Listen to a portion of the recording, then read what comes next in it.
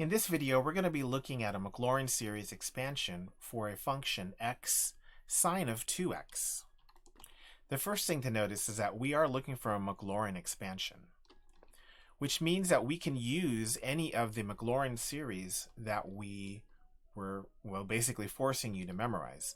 So taking a look at our function, I see that the basis of this function is going to be the sine function. So let's start by looking at the Maclaurin expansion for sine. Now, if you want your 5 on your AP exam, you're going to have this series memorized. So here we have our series for sine of x.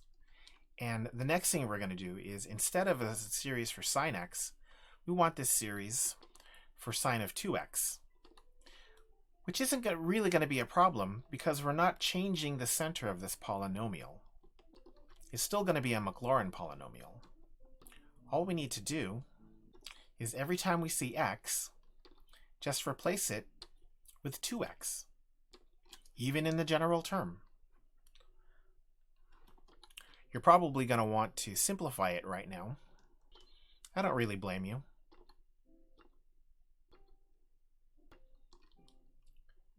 And now that you have it simplified, you just need to multiply by x.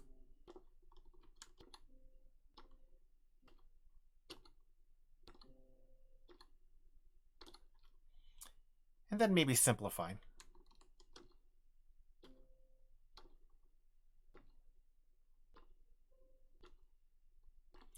And there we have it, and the Maclaurin expansion for the function f of x equals x sine of 2x.